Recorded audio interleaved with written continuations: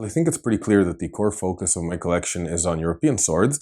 I am definitely happy to dive into swords from different parts of the world every time I have a chance to. And for me, this is usually a great opportunity to be able to learn more with hands-on experience, let's say. So today we're going to be looking at this. This is a very, very iconic shape. It's perhaps technically not even a sword in the sense that you can see its size. It's more of a dagger, perhaps. But they come in a lot of different lengths and a lot of different sizes. And I mean, it still has a blade and a hilt, so it's still something I'm happy to collect. In any case, this is an Indonesian Keris, or Kris.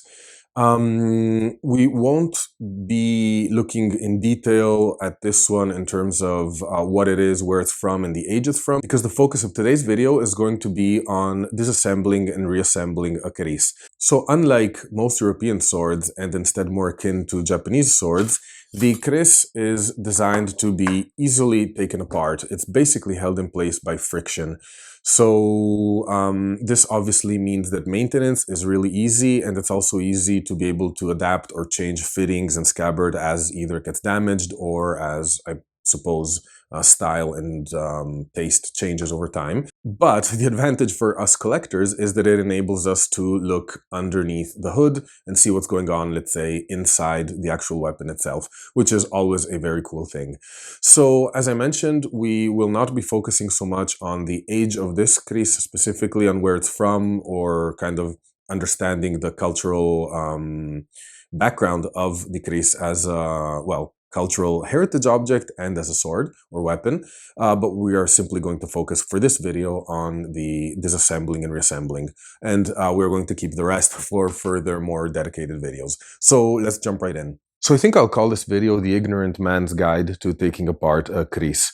And that is because each part of the Kris, just like you will see in European swords or with Japanese nihonto, has a name, has a function, has a purpose. And all of these are important in assessing the location of where a specific Kris may be from, or the age of it, or other details about its value, or let's say cultural importance. However, as I mentioned, am very new to the world of Kris. This is the first one I own, so I do not have all of that information to share with you just yet. I'm studying. And we will, of course, as hopefully my Kris collection also develops, so will my knowledge, and I'll then be able to share more information with you about these beautiful weapons. However, we'll start by taking a look at the weapon in its overall look. We have a lovely wooden scabbard, which is wrapped in brass, partially wrapped. You have this opening here where you can see the wood. You have this very, very unique sort of scabbard throat. And you'll actually see what was, I think, surprising to me, holding one for the first time, is that you kind of think that this may be a big, almost empty section, but you'll see it actually fits the blade really perfectly. So perfectly, in fact, that the scabbard is kind of custom made for the blade. Or actually, I should say the throat of the scabbard, because these are two different pieces, and I suppose this can be removed or changed if damaged, or if the owner's taste were to have changed over time. So essentially, yeah, a custom fit, even though you have this really big structure, it will not fit all kinds of blades in here. It's a very tight fit, but coming to the blade, we see a blade that is actually now in need of some oiling, because I can see some rust forming. And what's interesting about it is this very matte look, and actually this very clear delamination you can see here. You can really see layers of steel almost flaking off in certain sections.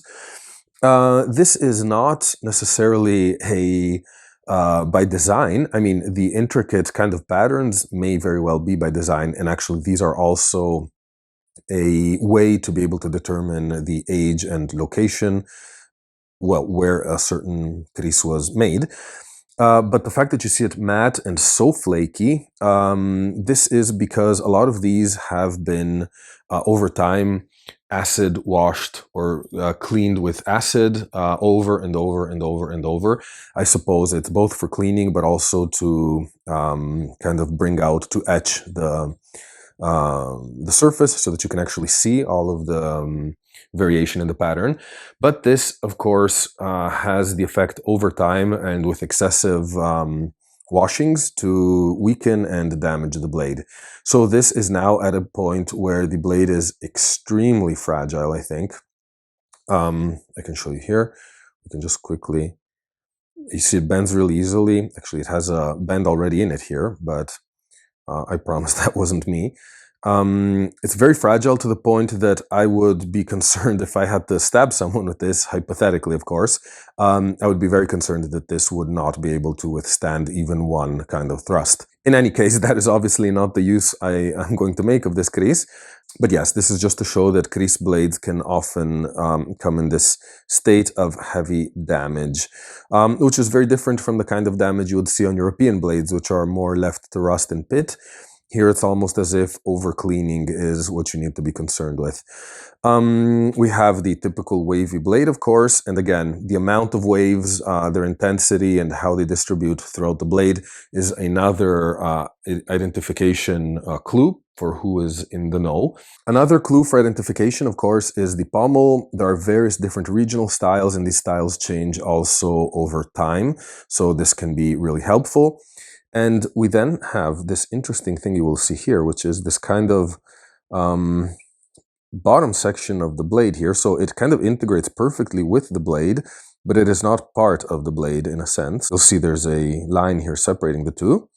And yeah, this is, again, I don't know the names, and this is not a video meant to deeply educate on the Keris. It's just an introduction on how to take it apart, which essentially is really, really easy because you simply need to kind of, maybe sometimes a little bit hard, but there we go. You just kind of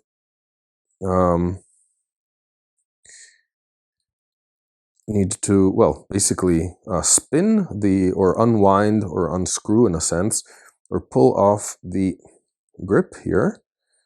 And the grip is held in place essentially by friction of the tang, which is wrapped around with fabric, some kind of gauze or fabric.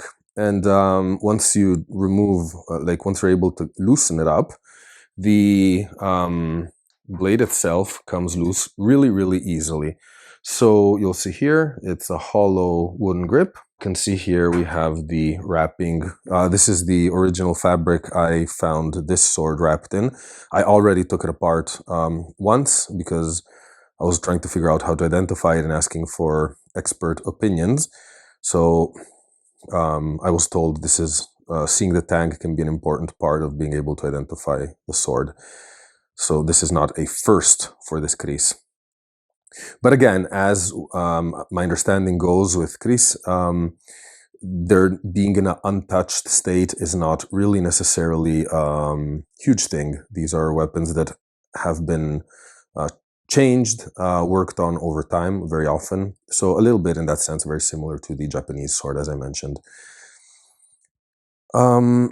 We then have essentially the last part of the Keris is this, which again, I don't know the name of, but it's a washer that fits between the grip and the cross guard, I would say, in a sense, or between the end of the blade. This one is a silver one, but as you can see, it's been over time crushed and damaged. So this is not a Keris in the best state, I would say, once you consider the condition of the blade, the condition of this ring, and just the overall, well, these are two pretty important parts and they're fairly damaged. However, I was able to talk with some experts, and this seems to be a likely 18th century blade that was village forged. So it's not, let's say, a kind of high-end piece, but it's something that would have been forged in, by a local blacksmith. What's interesting here is this, which initially I thought, and a bunch of other people I talked to actually thought too, that this may be some kind of a marking of sorts, but it really is not. This is a thread. This tang was substituted at some point, and basically a hole was drilled into this thicker part of the Kris blade, and then the new tang was threaded in place. Apparently this is fairly common, and this was a process that was done a lot in the 19th century, if I'm not mistaken. So it's not a sign of either a forgery or of a fake or modern Kris. It's simply the way tangs were substituted at some point in time. And this is basically all I can tell you about this specific Kris, while I wait to learn more about this kind of sword itself. What I find is really striking, though, is how delicate everything is. But the sharpness of the tips here and how incredibly delicate everything feels, this is just the most delicate kind of extension of the blade curve here.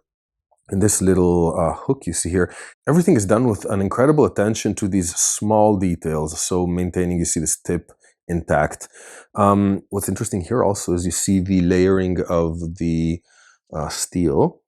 So you'll see here it's almost like sedimentary rock in a sense. You see really like all of the layers one by one all sandwiched together. And all in all, it's a really beautiful style of weapon. I think it's exceptionally beautiful. And one that is also really interesting to learn more about. However, that we'll save for future videos, and now we will quickly try and wrap it back together. So the first thing I've learned through experience here is to first place this washer here in place. It seems to me like I've wrapped it by now and unwrapped it a couple of times, and I forgot a couple of times this section here, and once you wrap it, the extra thickness on the tang can make it impossible to slide that ring up. However, here instead we have the challenge of being able to kind of wrap inside here, which is not as big as a challenge as slipping the ring over all of this fabric. In any case, I don't know if there's a proper way to wrap a tang. And by that I mean like a culturally correct one or a historically correct one. Nobody mentioned it in the group I asked for advice when trying to identify this Kris, and they seem to be quite experienced people, so I'm assuming that the wrapping here has no cultural or historical significance, and its only reason is to create that friction I was mentioning. So let me know if you feel differently or if you know differently. In any case, I will be taking this apart again pretty soon because, as we noticed, there is considerable amount of rust, both on the blade and on the tang, so I will need to address that in a short time. And speaking of that cleaning, I'm really curious to see how that goes, because the issue with this blade is not so much pitting, which I'm by now quite comfortable with a lot of my swords, but it's heavy delamination. So I don't know if the process of oiling will be sufficient. I don't know if abrasive, even a mild one as autosol, is going to be a proper, like is going to work for this. So, of course, if you have experience with heavily delaminated blades like these, I'm very happy to hear from you. If not, we'll discover things together as we go. So here you see, you kind of screw the grip here back on, and if you haven't made a giant mess and kind of made a huge bunch in one spot, which I may have done, no, I think we're good. At some point, it will get really tight here, and you'll eventually end up with a, there we go, perfectly, this way, sorry, with a, it's hard to see when you're looking at the screen, with a perfectly reassembled Kris. And it's really strange because this holds really well. It feels completely solid in the hand. So it's really interesting to see how different cultures approached fixing a blade in place with such different methods. Anyway, we'll be talking about Krises hopefully a lot more in coming videos. So that was it for today. I hope you enjoyed it, and I'll see you soon in another sword video. Bye!